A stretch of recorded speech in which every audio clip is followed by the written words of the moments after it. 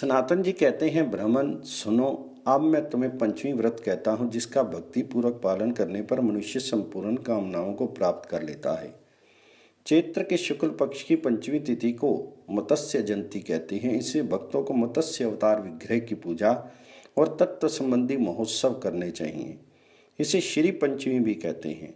अतः उस दिन गंध आदि उपचारों तथा खीर आदि नैवेद्यों द्वारा श्री लक्ष्मी जी का भी पूजन करना चाहिए। जो उस दिन लक्ष्मी जी की पूजा करता है उसे लक्ष्मी कभी नहीं छोड़ती। उसी दिन पृथ्वी व्रत, चांद्र व्रत तथा हयग्रीव व्रत भी होता है। अतः उनकी पृथक पृथक सिद्धि चाहने वाले पुरुषों को शास्त्रोक्त विधि से उन व्रतों का पालन करना चाहिए।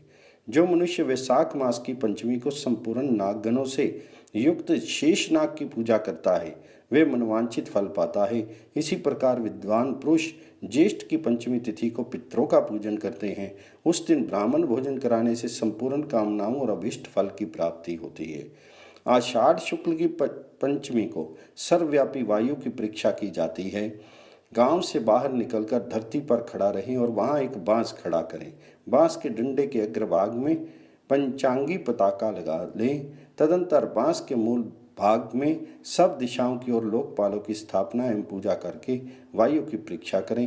प्रथम आदि प्रहरों में जिस जिस दिशा की ओर से वायु चलती है उसी उसी दिक्पाल या लोकपाल की भली भांति पूजा करें। इस प्रकार 4 पहर तक वह निराहार रहकर सायंकाल तक अपने घर आवें और थोड़ा भोजन करके एकाग्रचित होकर लोकपालों को नमस्कार करके पवित्र भूमि पर सो जाएं। उस दिन रात के चौथे पहर में जो स्वप्न होता है वह निश्चय ही सत्य होता है। ये भगवान शिव का कथन है। यदि अशुभ स्वप्न हो तो भगवान शिव की पूजा में तत्पर होकर उपवास पूर्वक 8 पहर बितावें। फिर 8 ब्राह्मणों को भोजन कराकर मनुष्य शुभ फल का भागी होता है। ये शुभ अशुभ निर्दर्शन व्रत कहा गया है जो मनुष्यों के इस लोक और परलोक में भी सौभाग्यजनक होता है। सावन मास के कृष्ण पक्षीय चतुर्थी को जब थोड़ा दिन शेष रहे तो कच्चा अन्न जितना दान देना हो पृथक पृथक पात्रों में रखकर विद्वान पुरुष उन पात्रों में जल भर दे। तदनंतर वह सब जल निकाल दे। फिर दूसरे दिन सवेरे सूर्योदय होने पर विधिवत स्नान करके देवताओं, ऋषियों तथा पितरों का भली भांति पूजन करे। उनके आगे नैवेद्य स्थापित करो और वह पहले दिन का धोया हुआ कच्चा अन्न प्रसन्नता पूर्वक याचकों को देवे। तत्पश्चात प्रदोष काल में शिव मंदिर में जाकर लिंग स्वरूप भगवान शिव का गंध पुष्प आदि सामग्रियों के द्वारा सम्यक पूजन करें।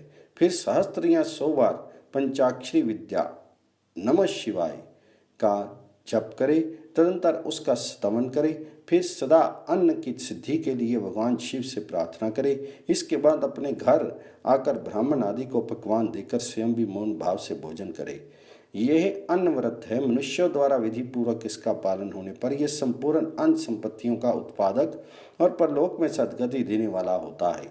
सावन मास के शुक्ल पक्ष की पंचमी के दिन आस्तिक मनुष्यों को चाहिए कि वे अपने दरवाजे के दोनों ओर गोबर से सर्पों की आकृति बनावे और गंध पुष्प आदि से उनकी पूजा करे। तत्पश्चात इंद्राणी देवी की पूजा करे। सोने, चांदी, दही, अक्षत, कुश, जल, गंध पुष्प, धूप, दीप और नैवेद्य आदि से उन सब की पूजा करके परिक्रमा करे और उस द्रव्य को प्रणाम करके भक्ति भाव से प्रार्थना पूर्वक श्रेष्ठ ब्राह्मणों को समर्पित करे।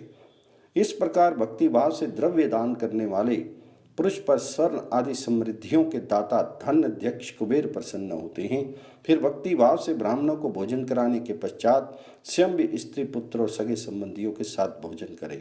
भाद्रपद मास के कृष्ण पक्ष की पंचमी को दूध से नागों को तृप्त करे। जो ऐसा करता है उसकी 7 पीढ़ियों तक के लोग सांप से निर्भय हो जाते हैं। भाद्रपद मास के शुक्ल पक्ष की पंचमी को श्रेष्ठ ऋषियों की पूजा करनी चाहिए। प्रातःकाल नदी आदि के तट पर जाकर सदा आलस्य रहित होकर स्नान करें। फिर घर आकर यत्न पूर्वक मिट्टी की वेदी बनावें। उसे गोबर से लीप कर पुष्पों से शोभित करें। इसके बाद कुशा बिछाकर उसके ऊपर गंध, नाना प्रकार के पुष्प, धूप और सुंदर दीप आदि से के द्वारा 7 ऋषियों का पूजन करें। कश्यप, पत्री, भरद्वाज, विश्वामित्र, गौतम, जमदग्नि और वशिष्ठ ये 7 ऋषि माने गए हैं। इनके लिए विधिवत अर्घ्य तैयार करके अर्घ्य दान दे। बुद्धिमान पुरुष को चाहिए कि उसके लिए बिना जोते बोए उत्पन्न हुए सामा के चावल आदि से नैवेद्य तैयार करे। वह नैवेद्य उन्हें अर्पण करके उन ऋषियों का विसर्जन करने के पश्चात स्वयं भी वही प्रसाद रूप अन्न भोजन करे। इस व्रत का पालन करके मनुष्य मनवांछित फल भोगता है और सप्त ऋषियों के प्रसाद से श्रेष्ठ विमान पर बैठकर दिव्य लोक में जाता है। अश्विनी मास के शुक्ल पक्ष की पंचमी को उपांग ललिता व्रत होता है। यथाशक्ति ललिता जी की स्वर में मूर्ति बनाकर षोडशोपचार से उनकी विधिवत पूजा करें। व्रत की पूर्ति के लिए श्रेष्ठ ब्राह्मण को पकवान, फल, घी और दक्षिणा दान करें। तत्पश्चात प्रार्थना करके इस प्रकार विसर्जन करें, मैंने वाहन और शक्तियों से युक्त वरदायिनी ललिता देवी का पूजन किया है। माँ, तुम मुझ पर अनुग्रह करके अपने मंदिर को पधारो। कार्तिक मास के शुक्ल पक्ष की पंचमी को सब पापों का नाश करने के लिए श्रद्धापूर्वक परम उत्तम ज्या व्रत करना चाहिए। एकाग्रचित होकर विधि पूर्वक षोडशोपचार से ज्या देवी की पूजा करके पुत्र तथा वस्त्र आभूषण से अलंकृत होकर एक ब्राह्मण को भोजन करावे और दक्षिणा देकर उसे विदा करे। तत्पश्चात स्वयं मौन होकर भोजन करे। जब भक्ति पूर्वक ज्या के दिन स्नान करता है उसके सब पाप नष्ट हो जाते हैं। अश्वमेध यज्ञ के अंत में स्नान करने से जो फल बताया गया है वही ज्या के दिन भी स्नान करने से प्राप्त होता है। मार्गशीर्ष शुक्ला पंचमी को विधि पूर्वक नागों की पूजा करके मनुष्य उनसे अभय पाकर बंधु बांधवों के साथ प्रसन्न रहता है।